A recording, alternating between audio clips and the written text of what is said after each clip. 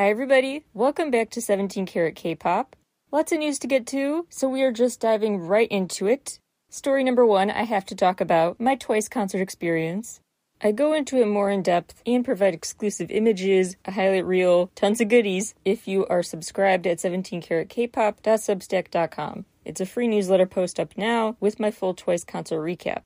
But this version, the podcast version, I'm going to talk about some highlights, which I also get to in the piece, but also a few lowlights. 10 things total to note, 3 lowlights, 7 highlights. Overall takeaway from Twice's concert on this Ready to Be World Tour in Chicago, Night 2, it is so not comparable to their past tours. Like from the Twice Lights World Tour, this is just so different. And that's what really excited me. That's kind of the thesis of my concert review, is that they really surprised me in a positive way. After so many shows, singing some of these songs a bajillion times over the years, they somehow still kept it fresh, and that was really just kind of awe-inspiring to watch. They really were born to do this. They're such great performers. The way they keep things new, despite being on a 5th world tour, they've done this so much, but they still don't bore me. And this Ready to Be show was just so different from the Twice Lights tour. They had a live band for the first time on this tour. They had a mega medley of hits. Those songs that we know and love still, that they're probably sick of. We got to compromise and get to hear parts of them. And the way they did Roulette, where they spun the wheel and the encore songs were whatever they landed on. I'm curious what Twice's encore songs were where you were. I had a feeling the wheel would be rigged, so they spin the wheel and it always ends up at the same songs, but that didn't seem to be the case between Chicago Nights 1 and 2. If it really was genuine, what the wheel landed on, that's really impressive to just on the spot perform whatever it lands on. Even if it was rigged though, it was entertaining, and I think that's a good idea to, again, keep things new, shake things up for the encore.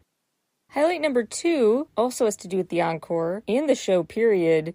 How much they interacted with the crowd, I was really impressed by. Groups that do a lot of synchronized dancing and a very tightly paced, prompt show. I mean, this thing started pretty much 7:30 on the dot, ended at 10:01, so they are very prompt, and to the minute they schedule this stuff. So for them to still take time to kind of just roam the stage and make eye contact and hang out with fans like they would interact with friends, seemingly unrushed, and not keeping an eye on the clock, that was really cool to see and surprising.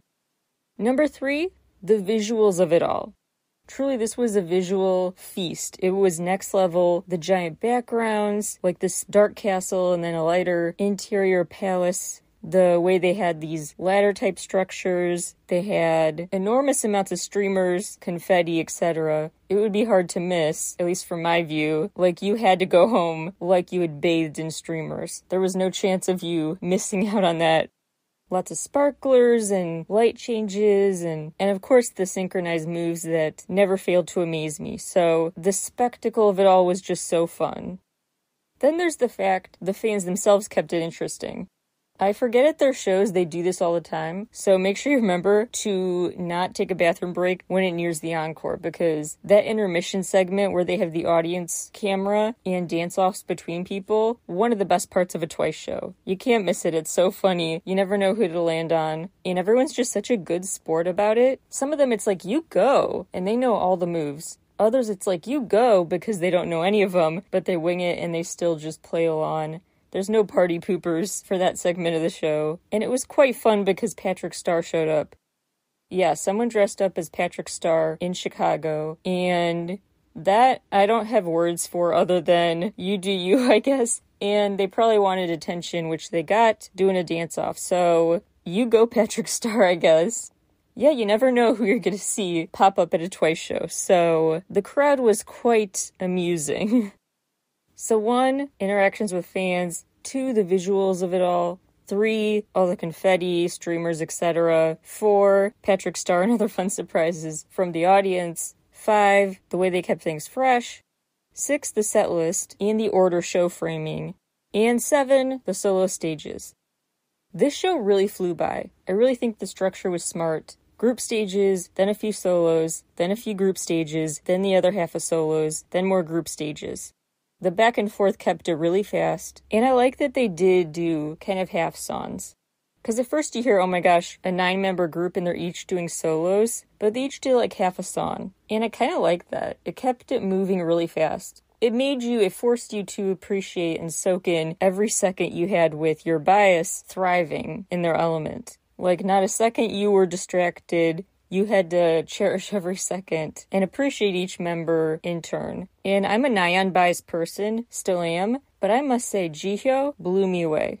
Her performance of Nightmare truly stunned me. Like, she belted that out. She took me to church with that and made me believe it. Plus her long hair extensions, I believe they're extensions, that long black hair on her, really, really cute. And she just had so much solo star power.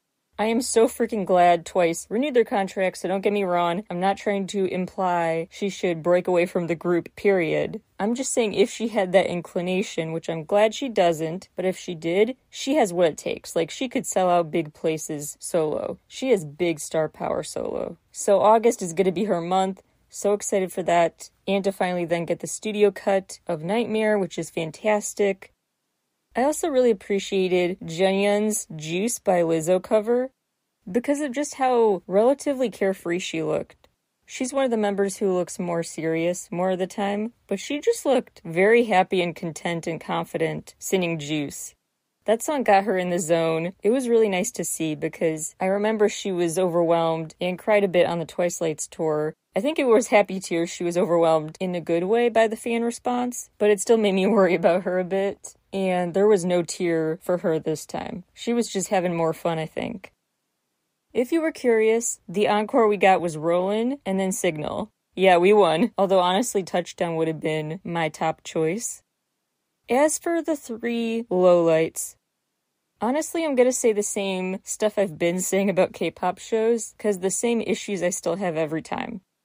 The lack of pre-show bugs me. 17, do it right. You have a music video countdown, so as the chronology continues closer and closer to the present day, as the music videos they show get more recent, the hype builds and builds and you get more excited knowing you're closer to showtime. Other artists should do that, or at least have other videos playing in any order. Make it a pre-party. Not like the bad DJ set, the NCT 127 show, but a different kind of pre-party. There's a way to build up hype better than nothing. No effort. I also just have issues, I'm sorry. If the United Center wants to sponsor me, I take back all of this. But with the acoustics of that venue, sorry, I do not like going there. Their acoustics just are not the best. It wasn't really made to be a concert venue. There are just certain things about the sound in that place that never feel quite right. It was not made with live performances in mind. So some issues with the mixing are, I don't think specific to Twice's tour. It just bugs me sometimes how big some K-pop acts are getting because I preferred seeing them at smaller venues before they got so big. Yeah, and Hyphen will be there too. SMH. I'm also going to say what I said about NCT Dream Show, which is I just want more transition videos that are comedies. I've officially decided there are different types of VCRs between segments of K-pop shows. Some just kind of dramatic, some are just kind of blooper reels, different types of ideas for interludes. But because you can get so many dramatic posing sessions online throughout photo shoots and fan edits or whatever, I've really just developed more appreciation for the groups who go all out with like a scripted narrative sketch. The full in-depth mini sketches, those I've learned to appreciate more because they're just so distinct. I can't just go online and find that original idea anywhere. I wish they leaned more into that as opposed to the dramatic posing, which I could get on Instagram any day. So those are the main lowlights. Quite a bit of it just kind of outside of the group's control, just setting specific and atmospheric that can be kind of unpredictable. And I just say that just for the sake of full transparency. On the whole, it was such a good show. I'd probably give it a 9 out of 10 because it was just so impressive. Like I said before, they are just really good at this and never fail to stay compelling. And the show made me better appreciate and revisit certain B-sides. Go Hard, Brave, I mean, come on. Totally switching gears now, we have to talk about main topic 2, what the heck is going on with 50/50, the new girl group, and their agency issues. As of recording time, this is the state of play. I will keep you posted with developments in future episodes, but here's what I know. There are a couple of companies involved here. Attract, ATTRAKT, and Warner Music. Warner Music did strike a deal with Attract to rep 50/50, joint management. Now Attract is implying they were duped, and actually Warner is just trying to full on just poach the group. Just totally in violation of their exclusivity in the contract, take 50/50 and manage them solely.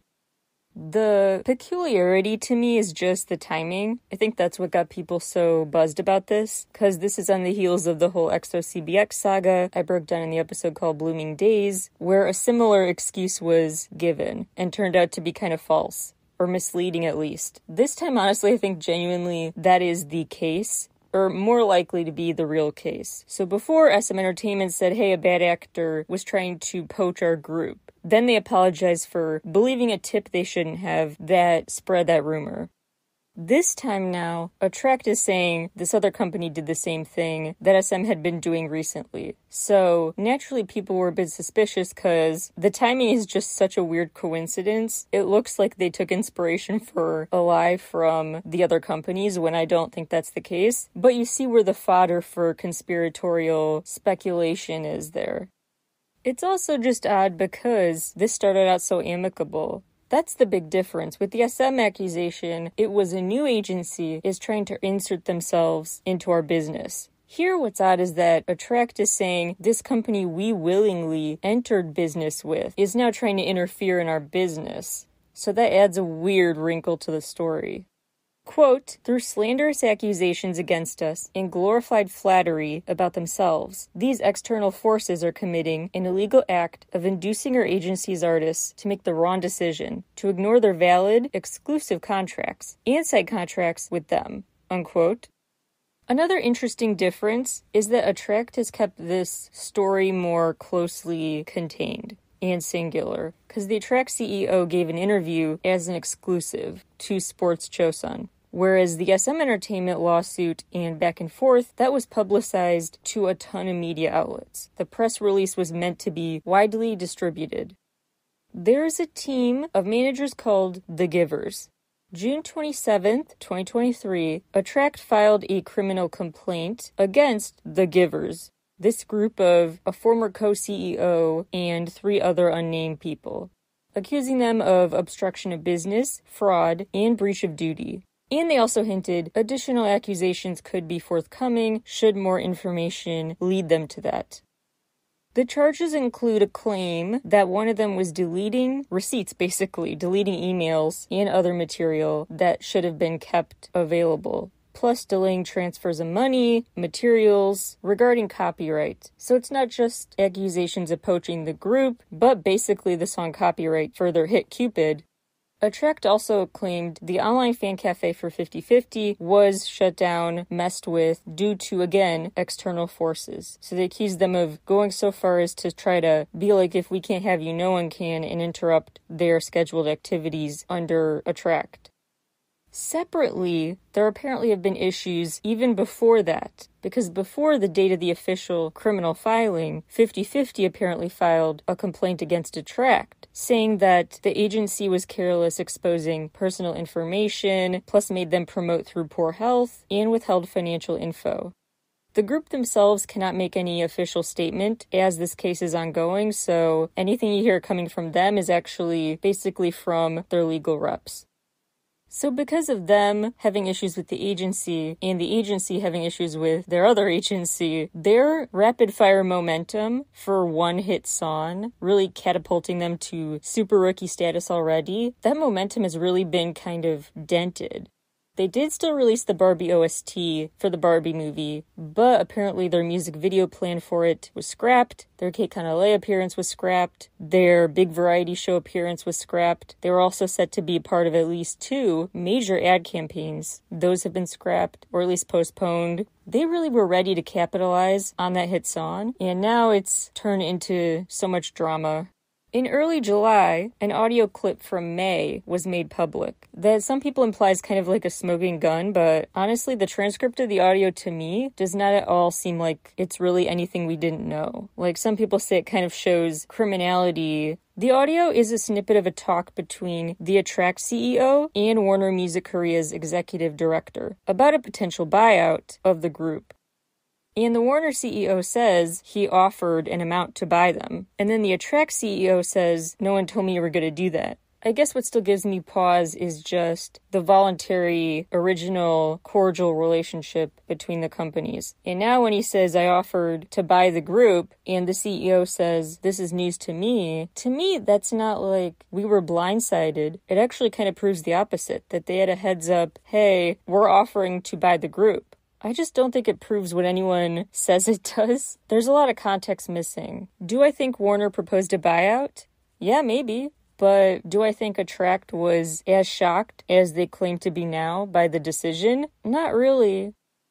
Do I think the use of language like external forces was taken from seeing what happened with EXO and SM Entertainment using that language? Maybe. And maybe on accident, but it was subconsciously picked up and used here. I don't know. So much unknown. My biggest issue at the end of the day is not even the tape or who broke a promise or didn't. It's what happens to 50-50. Because imagine you're having a dream come true moment and business disputes are squandering it in real time. You're watching in real time your dream opportunities be put on hold at least. So I just feel so bad for them and hope whatever's going on can be resolved. Hopefully now it does look more like the EXO case, where it oddly just becomes water under the bridge really quickly and everyone's like, we reached an agreement, we talked it out, it's all good. Let's have that weird storybook ending here. Let's just hurry wrap this up. Let them get back on track and thriving. Now let's move from talking about IRL drama to scripted drama and other just programming, live show, TV, and movie updates. A new series, premiering July 13th, is from JYP, Republic Records, and Federal Films. Streaming on YouTube, it's called A2K, America to Korea. Basically, the premise is K-pop system version of American Idol, to find the next girl group. The first girl group of its kind to be an American group made through a K-pop style boot camp. Basically, it sounds just like American Idol with different lingo. So instead of a golden ticket pass like on Idol, you can win the A2K pendant. Interestingly, according to the press release, the 4 key traits judges are looking for this girl group: dancing, singing, character, and star quality. I just find that interesting, character and star quality being separated. Anyway, you can visit americatokorea.com for more info as well as just checking out the show on YouTube. It is a good time programming-wise to be an NCitizen. Because first of all, the reality show that will help create the final subunit is coming, July 27th, at least in the US, South Korea, and Japan. You can watch the show. It's called NCT Universe Last Art like one word, starting July 27th. And the artist-directors, as they're called, will be Boa and Eunhyuk. There will be others too. Other SM artists are set to make cameos. And then, August 30th, NCT 127's The Lost Boys Disney Plus project comes out. Plus TXT's Disney Plus project is out July 28th, 4 p.m. Korean Standard Time. SHINee's documentary, My Shiny World, is coming this September. Squid Game Season 2 officially cast Jo Yuri and Top. Suga's D-Day Encore show in Seoul will have a live stream option that's set for August 4th through 6th. Kwon Eun-bi is set to replace Wendy on the Unstreet radio show. Vanner, winners of the show Peak Time, now have a show called Picnic Time, a travelogue-style show. You could check it out on the Go-Go Sing YouTube channel. KCON announced their showcase artists. Day 1, Limelight and 8-Turn. Day 2, Craxy and Very Very. Day 3, Just B and XG. Craxy really impressed me. 8-Turn is also, I think, a must-watch.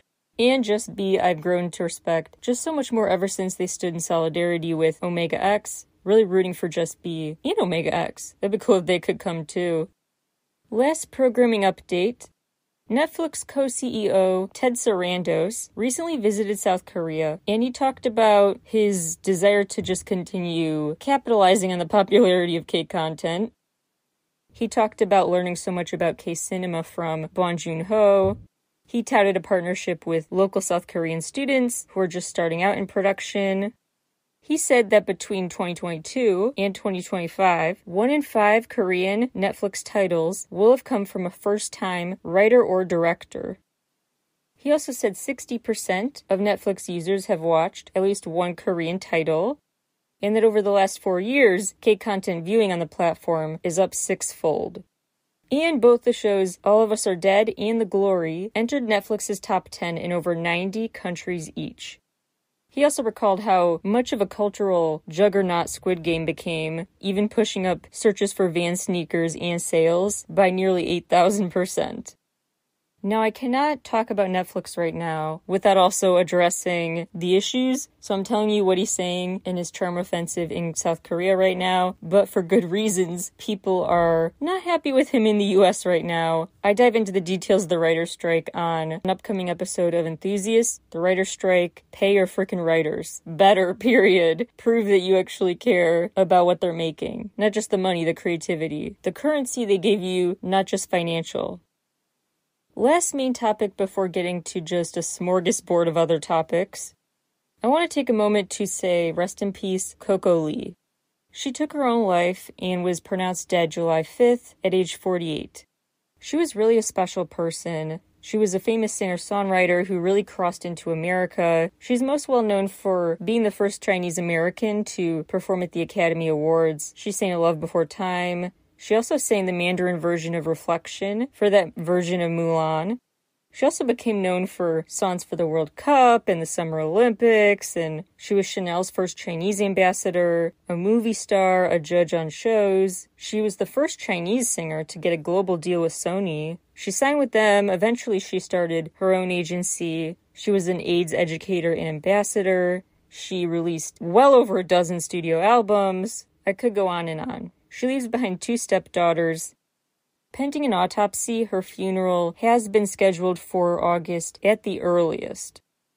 If I hear of places around the world you can pay your respects, just as a fan, I will let you know on the show for sure. And I also just want to give a PSA today. Please, if you are in need of support and help, visit findahelpline.com for what number works for your country. There is always a suicide prevention hotline for you. There's always someone there to talk. And you're not alone, and I just wish the world would really destigmatize talking about this because it affects so many of us. So many deaths of despair in this world. We shouldn't have to carry any burden alone. You never know behind the scenes what accomplishments are not meaningful to them because there's something happening in their brain that prevents them from enjoying the fruits of their labor. Rest in peace, Coco Lee. There is no good transition, so I'm not going to really make one. We're just going to hard pivot into other news of the week. Hybe revealed some interesting release dates via a Goldman Sachs report. One of the pros of being public is that then the company has a lot more available info to get. So now we know in Q3, planned releases include New Jeans, TXT, and V. Then Q4, releases from 17, ENHYPEN, Jungkook, and LE SSERAFIM. All that's super subject to change, but that's the preview as of recording time. Speaking of Hybe, a loyalty survey was conducted by Upgraded Points, a group who looked at responses from fans of 10 different artists to figure out which of the 10 artists chosen for the survey have the most dedicated fan base. So the fans who took the survey basically gave points based on their answers, like how far would you be willing to travel to see them in concert? How much would you be willing to pay on this type of merch, etc. Then each artist got a score out of 100 based on those totals, and BTS won that survey with 88.4 points. Here's the rest of the survey from 1st place to 10th place. BTS, Michael Jackson, Elton John, Lady Gaga, Taylor Swift, Queen, Lana Del Rey, Beyonce, Eminem, Harry Styles. Okay, I definitely thought Beyonce would be way higher. Also odd that Michael Jackson is number 2 just because on questions about like new releases and how far you'll travel to watch him live seems kind of irrelevant to ask fans about that, but Also, whenever I share survey results that are interesting, I share them because they are interesting, but I also love to add the technical caveats because I'm a nerd. So the limitations on this survey are the fact that only Americans were participating. So I'd be curious how many fans feel the same way if this were a global undertaking, or just bigger in general, with tens of thousands instead of thousands of responses. A K-pop themed high school is set to open in Busan by 2028. This news is super early, so just know that I don't have many details for you, just that this is an official confirmed plan. It's not that the details are so under wraps, but not even formulated yet. Still very early planning, but it is in the early stages. It's being considered the first of its kind. So I guess somewhat similar to the Seoul School of Performing Arts, one like a Hollywood Arts type school where a lot of people who want to get into K-pop go, but also kind of different. I know there was a K-pop themed school set up in 2020, but this one in Busan is calling itself the first of its kind, so still lots of questions. The tentative start date would be March 2028, and the tentative construction start date, January 27. International eligibility will be open. Hwasa left RBW Entertainment upon contract expiration and joined P Nation in such a boss way by signing the papers right on stage, mid-performance. I think she's still doing stuff with Mamamoo, but the phrasing was weird because RBW's statement said, quote, "We will continue to provide our full support so that Mamamoo-like activities can continue individually and together," unquote. Mamamoo-like activities? Not Mamamoo activities? I may be reading too much into it. Omega X signed with IPQ, aka Picturesque. Blackberry Creative continues to kind of move into obscurity, frankly. Sunyee's contract with them expired, so she left. And Luna continued to disperse. Hassel signed with Madhouse, as did several others. Yejin, Olivia, Gowon, Hyunjin, and Vivi are now all at CTDENM. They are free, but kind of spread out. Brave Girls, rebranded as BB Girls, are now working with Helix Publicity, who have also worked with 8turn and Very Very. BAE 173's Nam Do-hyun won his lawsuit, so his contract is officially terminated with Pocket Doll Studio. IOI member Lim Na-yeon has signed with Ascendio. Victon member Subin signed with Echo Global Group. Treasure NYG Entertainment signed a big partnership deal with Columbia Records. Hwan Hee from Uptension signed a contract with PA Entertainment. And P1 Harmony signed with CAA for US Rep. CAA is one of the biggest agencies basically out there, and that's different from like a music label. So FNC Entertainment is still the same. Lots of 17 updates. June's release Psycho is everything. Again, my only gripe about it is how short it is. Just extend the instrumental at least for like 10, 20 more seconds. Vernon is the new global ambassador for Kenzo. He also started a radio show on Apple with Joshua called Summer Vacation with Joshua and Vernon. Wanwoo and DK cover Men's No Japan. June covers an issue of Home Plus China. And they performed at the Tencent Awards and won 2 awards there, one of them specifically for June, as a distinguished singer-songwriter of the year. And 17 officially have the Korean album with the highest sales. Yeah, they broke BTS's record for Map of the Soul 7. So now FML has sold over 6.2 million copies and counting in just over 2 months. Good grief, I'm so excited for them. That's huge. Unfortunately, someone who cannot fully appreciate the moment is Seungkwan, who is on a health-related hiatus. I have a feeling he's mourning and coping with his pal Moonbin's death. Really hope people are checking in on him. The rest of today's updates in the world of K-pop, I'm going to keep super quick. So, lightning round here, get ready. Here's what else has happened. Blackpink have a new Starbucks collection. New Blackpink brand tumblers, pouches, keychains, etc. coming to a Starbucks near you. On the Music Future 25 list, from Rolling Stone include Balming Tiger and New Jeans. The boys are the newest Korean culture and info service ambassadors. I've now rep Puma for the Asia-Pacific region. Extraordinary Heroes revealed their lightstick. Billy will be part of the lineup for the Kansai Collection Fall-Winter Show, one of Japan's biggest fashion shows, August 6th. SM Entertainment has officially launched the Kwanya 119 hotline to report on tips related to misinformation, other issues with management, treatment of their artists. They fulfilled one promise. Fingers crossed they fulfill others too. Wonhoom is getting married to a non-celeb in August. He's from Narazo. Dawnwoon from Highlight is getting married as well to a non-celeb in September. Fantasy Boys announced their fan club name, The Bandy, B-A-N-D-I. All the ONF members have returned from the military, and now someone else is enlisting, Jin Hwan from iKON. Yoo Jae-suk just became the third largest shareholder in Antenna Music. New to Instagram, Dio from EXO, Jisun from NCT, and Soojin from G-Idol. Twice became the first female act to ever headline a sold-out MetLife Stadium show. Zero Base One are all the buzz already. They just debuted, but now they've already surpassed 1 million album pre-orders, making history for a rookie group.